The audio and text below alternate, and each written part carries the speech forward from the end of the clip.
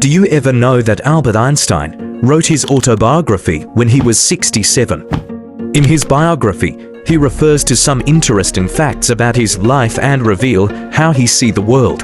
Here we are with 5 quotes and facts of the most famous scientists that we have never heard before. Most of us know that Einstein experienced his first wonder of science when his father gave him a compass. But what is the second one?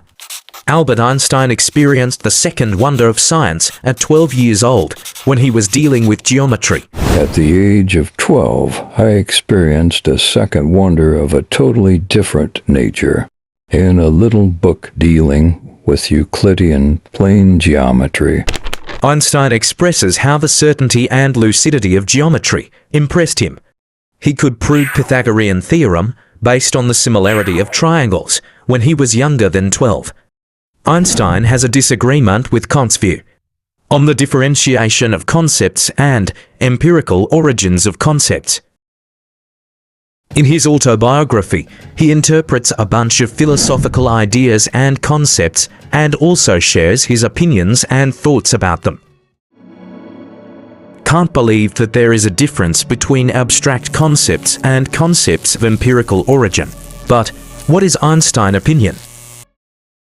I am convinced, however, that this differentiation is erroneous, that it does not do justice to the problem in a natural way. Einstein tells us why he chose physics, but not mathematics. Einstein has extreme intuition for going deep through theoretical physics, and he is famous for imagination experiments, the ability to determine fundamental subjects in physics from unimportant subjects.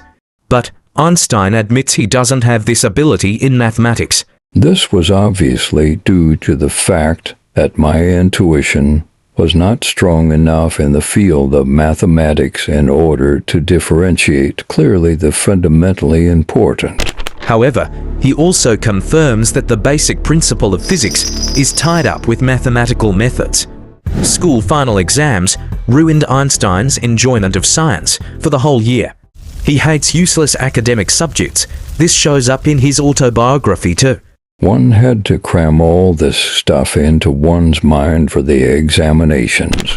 Useless academic content, which every student must cram into their mind for final exams, made science distasteful for Einstein for an entire year. After I had passed the final examination, I found the consideration of any scientific problems distasteful to me for an entire year. Einstein calls Bohr a unique thinker. In a few papers, Einstein explains how Max Planck's work on black body radiation severely contradicts classical mechanics, thermodynamics, and electrodynamics. But Einstein admits all his attempts to adapt the theoretical foundation of physics to Max Planck's work failed completely. In Einstein's autobiography, Niels Bohr is presented as a man of unique instinct and tact. The work of Niels Bohr, in Einstein's opinion, is the highest form of musicality of thought. This is the highest form of musicality in the sphere of thought. This autobiography was written in a series of books by Dr. Paul Arthur Schilpp, named as Library of Living Philosophers.